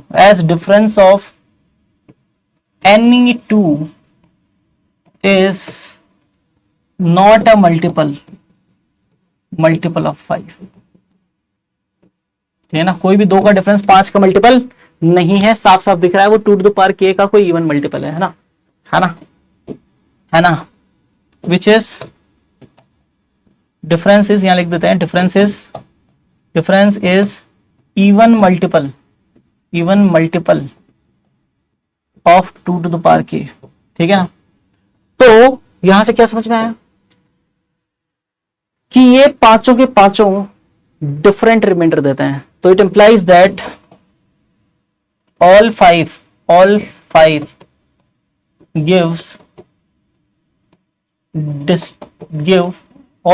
give distinct remainders, ठीक है ना, डिस्टिंक्ट रिमाइंडर्स देंगे। और अगर 5 नंबर्स हैं, वो 5 से डिवाइड करने पे अलग अलग रिमाइंडर दे रहे हैं, तो डेफिनेटली कोई एक रिमाइंडर 0 जरूर होगा। तो it implies that there must be a number which is 0 mod 5 as there are only 5 possible remainders,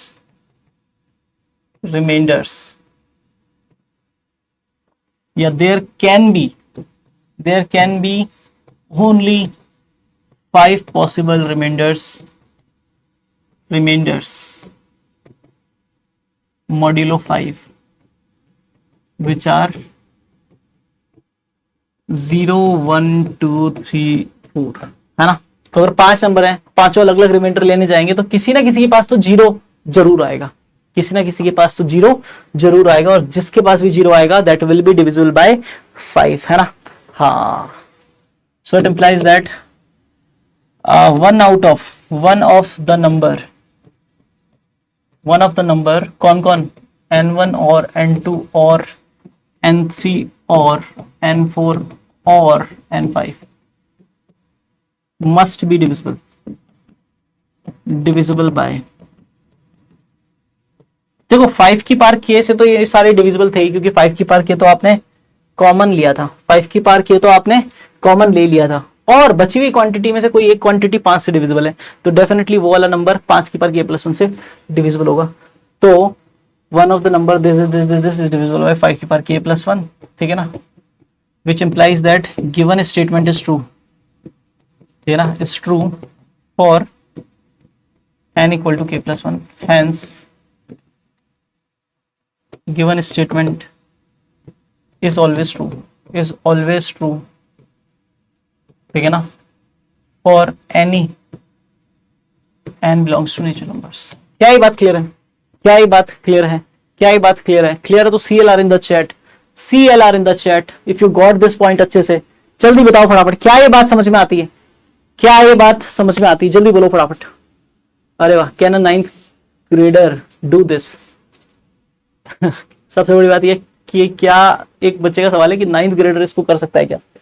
देख बेटा, 9th ग्रेडर अगर ध्यान से समझेगा तो समझ में भी आएंगी ये चीजें, और not even 9th grader, 8th grade के स्टूडेंट्स भी बहुत अच्छा करते हैं ऐसे प्रॉब्लम्स में, है ना?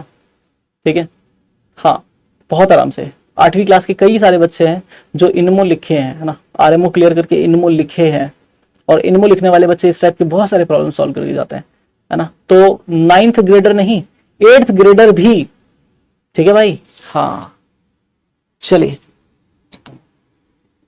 चलिए चलिए चलिए चलिए भाई, तो 2 क्वेश्चन होमवर्क देता हूँ। ये क्वेश्चन होमवर्क में आप ट्राई करें, बढ़िया सवाल है, USMO 2007 P5 आप ट्राई करें। ये क्वेश्चन आप ट्राई करें CMI 2011 B2, है ना? ये बहुत ही बेसिक क्वेश्चन है ना? चलिए, ये क्वेश्चन आप मैथमेटिकल इंडक्शन से ट्राई करें, है ना? मैथमेटिकल इंडक्शन से ट्राई करें, ISI 2026 नहीं 2025, सॉरी 26 तो अब आएगा, 2025 का P5, है ना? चलिए भाई, आज के लिए इतना ही। Thanks to all of you, thank you, bye bye, have a nice day. Hope आपको इस सेशन में मजा आया होगा प्रॉब्लम सॉल्व करने में, और जो भी प्रॉब्लम्स है ना, बिल्कुल बिल्कुल बिल्कुल बिल्कुल, तो मजा आया होगा आप लोगों को, है ना? और पढ़ते रहिए, मजे करते रहिए, प्रॉब्लम्स के साथ खेलते रहिए, आगे बढ़ते रहिए, इसी तरीके से मिलते रहिए। Bye everyone.